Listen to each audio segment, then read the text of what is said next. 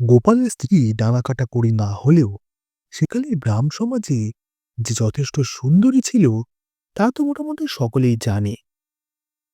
গোপাল বিয়ে করে আসার পরে তো সকলেই বলাবলি করতে লাগলো, হ্যাঁ গোপাল বিয়ে করেছে বটে। গ্রামের কত ছেলে তো বিয়ে করলো, কিন্তু গোপালের বউয়ের মতো সুন্দরী কটা পেল? এদিক দিয়ে গোপাল খুব ভাগ্যবান। কথাটা তো একদম সত্যি। বিয়ের পরে তো গোপাল সুযোগ পেলেই রাজবাড়ি থেকে ছুটি নিয়ে চলে আসতো, শুধু বউকে দেখার জন্য, বউয়ের সঙ্গ পাবার জন্য। বউকে যে তখন কি ভালো লাগতো গোপালে তা বলার মতো নয়। সত্যি, গোপাল হাঁ হয়ে বোকার মতো বউয়ের মুখের দিকে তাকিয়ে থাকতো।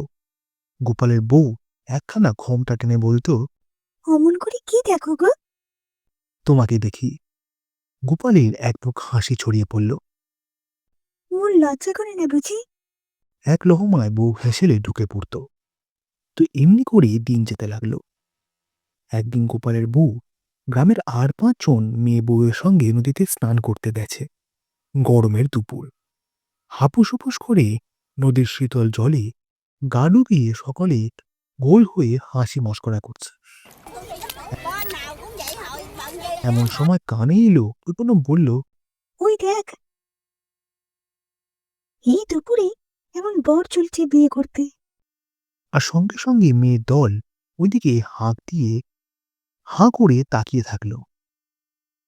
এটা মেয়েদের স্বভাব, নতুন বর দেখার। তখনকার দিনে এখনকার মতো তো আর ইন্ডিকা বা টাটা সুমো বা অ্যাম্বাসাডার গাড়ি ছিল না। একটু দূরে বিয়ে হলে নদীপথই একমাত্র ভরসা। দেখে মনে হচ্ছে এদের বিয়েটা বেশ দূরের গায়ে হবে। গরমের দুপুর বলেই হয়তো বর গলাতে মালাও নেই, মাথাতে টোপরও নেই। এর মধ্যে আবার কেউ কেউ জামা খুলে শুধু গেঞ্জি চাপিয়ে চলেছে, হৈ হৈ করে চলেছে। পালতোলা নৌকার মাঝি আবার ভাটি এলে সুরেই বরের বিয়ে করতে যাওয়ার গান জুটেছে।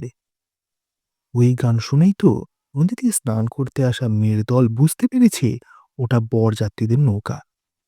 বর চলেছে বিয়ে করতে, কিন্তু একদল নানা বয়সী পুরুষের মধ্যে সত্যিকারের বর কে সেটা বোঝা যাচ্ছে না। তাই দেখে একজন কৌতূহলী বউ নৌকার উদ্দেশ্যে বলেই ফেলল। হ্যাঁ গো, তোমাদের মধ্যে বর কে গো?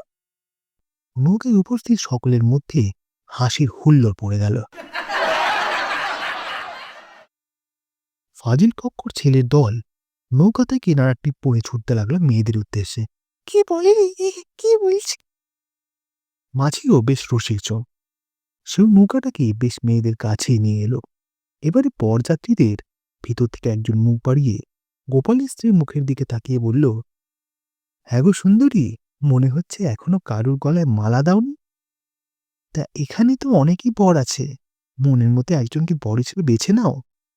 গোপালের স্ত্রীর মুখটা অল্প সময়ের জন্য থমকে গেলেও পরমুহূর্তে বরযাত্রীদের উদ্দেশ্যে বলে উঠল, শোনো, তোমাদের সকলকে তো দেখছি এখনো ভালো করে গুফতারই ওঠেনি। সকলে যে দুগ্ধপোষ্য শিশু, তা বড় হওয়ার বয়সই তো হয়নি কারোর।